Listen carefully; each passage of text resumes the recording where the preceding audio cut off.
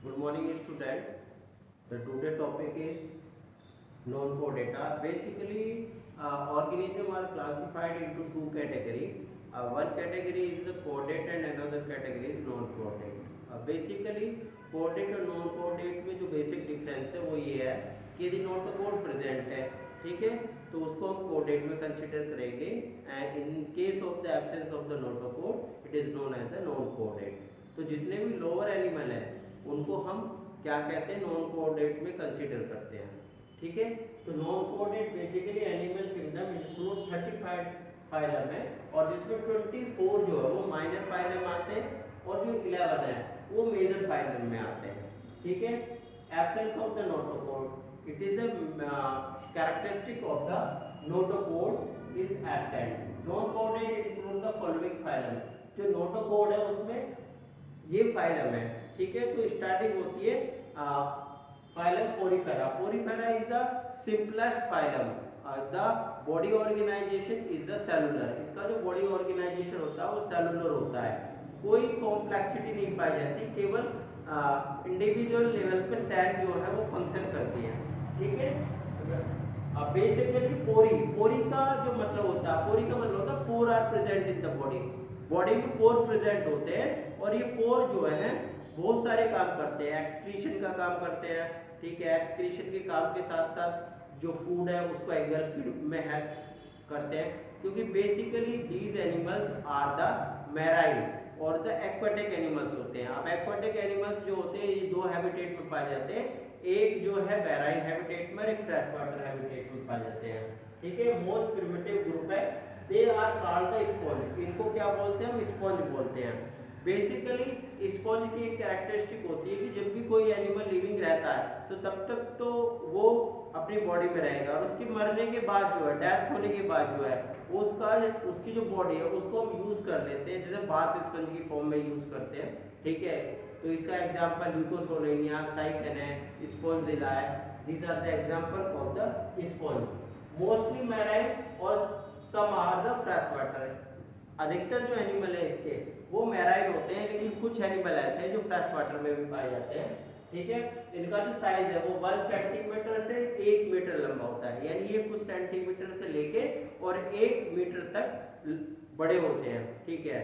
और ये non locomotory होते हैं, यानी स्टेबल रहते हैं और एक ही जगह पे रहते हैं, ठीक है, किसी भी सबस्ट्रेटम से चिपके रहते हैं। लोकोमोटरी नहीं होते, यानी इनमें लोकोमोशन नहीं पाया जाता, स्टेबल कंडीशन में पाए जाते हैं, ठीक है। दूसरा क्या, body wall contain outer dermal layer consist the pinacocyte. इनकी जो डर्मल लेयर होती है, डर्मल लेयर का मतलब क्या है कि मानो ये डर्मल लेयर है, तो ये डर्मल लेयर में जो सेल प्रेजेंट है, इन सेल में कोएनोसाइट प्रेजेंट होते हैं, ये कोएनोसाइट प्रेजेंट होते हैं, ठीक है। और इस तरीके से ये फ्लैजेला यहाँ पे इसके निकले हुए रहते हैं, इस तरीके से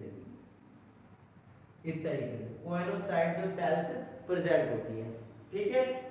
सेलुलर बॉडी ऑर्गेनाइजेशन इसमें पाया जाता है, यानी कोई भी कॉम्प्लेक्सिटी नहीं होगी, केवल सेल ही जो है पर्टिकुलर फंक्शन करेगी, ना टिश्यू का फॉर्मेशन होगा और ना ऑर्गन का फॉर्मेशन होगा।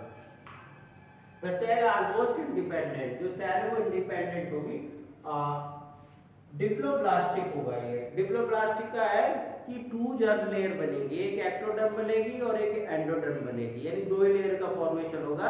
बेसिकली जो फॉर्मेशन होता है 2 टाइप का होता है, एक ट्रिप्लोब्लास्टिक होता है, एक डिप्लोब्लास्टिक होता है। यदि हम ह्यूमन की बात करें तो ट्रिप्लोब्लास्टिक होती है हमारी बॉडी, 3 जर्म लेयर से बनती है, एक्टोडर्म, मेसोडर्म और एंडोडर्म। लेकिन इसमें 2 ही लेयर पाई जाती है, एंडोडर्म और एक्टोडर्म। लार्ज बॉडी कैविटी, इसमें एक लार्ज बॉडी कैविटी प्रेजेंट होती है, पूरी बॉडी कैविटी प्रेजेंट होती है, which is known as the spongocoel. इसको क्या बोलते हैं, स्पंजोसील बोलते हैं, ठीक है। Canal system, special type of system are present here which is known as the canal system.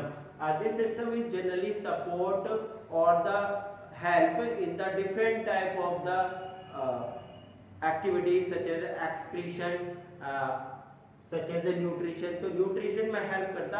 अब होता क्या है कि water is enter through the ostia. जो वाटर है वो ओस्टिया, ये मानो मैराइन हैबिटेट में वाटर है, ठीक है। वाटर, तो वाटर जो ओस्टिया से एंट्री करता है और ओस्टिया से एंट्री करने के बाद ये स्पंजोसील में चला जाता है। स्पंजोसील में जाने के बाद यहाँ जो कोनोसाइट्स के जो फ्लैजेलम होते हैं वो उसको एंगल्फ कर लेते हैं फूड को, और उसके बाद ये जो पानी है ये ओस्कुलम से फिर बाहर निकल जाता है। तो इसमें ल्यूकोसोलेनिया में सिंपल कैनाल सिस्टम प्रेजेंट होता है, लेकिन साइकन में जो है एडवांस कैनाल सिस्टम प्रेजेंट होता है। तो canal system is the main characteristic of the sponge. Digestion extra cellular होता है, यानी एक सेल से दूसरी सेल में जो फूड जाता है, ठीक है। एक्सक्रीशन जो है बाय डिफ्यूजन होता है। एक्सक्रीशन का मतलब क्या है, जितने भी वेस्ट मटेरियल है, ठीक है, और बेसिकली गैसेस एक्सचेंज होता है। तो ऑक्सीजन जो वाटर में डिसॉल्व होती है और वो ऑक्सीजन डिफ्यूज होकर सेल के अंदर चली जाती है। अब सेल में मेटाबॉलिक एक्टिविटीज होती है, रेस्पिरेशन होता है, रेस्पिरेशन से जो CO2 बनती है वो भी डिफ्यूजन के द्वारा बाहर निकल जाती है। रिप्रोडक्शन एसेक्सुअली होता है इसमें, यानी ये एसेक्सुअली रिप्रोड्यूस करते हैं by the gemmule formation. Gemmule में क्या होता है कि जेम्यूल का जो फॉर्मेशन होता है, इस टाइप की जो सेल्स होती हैं कि जेम्यूल का फॉर्मेशन करती है इस तरीके से। तो यहाँ पे स्पाइकल्स प्रेजेंट होते हैं, ठीक है, और ये स्पाइकल्स जो है अब एक सेल से जो दूसरी सेल बनती है तो बड़े में क्या होता है कि सेपरेट हो जाती है, ईस्ट वगैरह में, हाइड्रा में, लेकिन इसमें जो डॉटर सेल है वो सेपरेट नहीं होती और वो पेरेंटल बॉडी के साथ चिपकी रहती है। जैसे आपने कुमार को देखा है कि वो घड़ा या वो बनाता है तो इसको इस तरीके से जो है बढ़ना शुरू होता है, ठीक है, और धीरे धीरे धीरे धीरे बढ़ता रहता है, बढ़ता रहता है, बढ़ता रहता है, ठीक है, और ये इंटरनल उसके द्वारा बढ़ता रहता है। इस तरीके से जो स्पंज का जो साइज है वो इंक्रीज होता रहता है, ठीक है, वो एक सबस्ट्रेटम से चिपका रहता है और इस तरीके से उसका साइज बढ़ता है थ्रू द इंटरनल बडिंग के द्वारा, ठीक है। तो इस तरीके से ये जो एसेक्सुअल रिप्रोड्यूस करता है, दैट्स ऑल।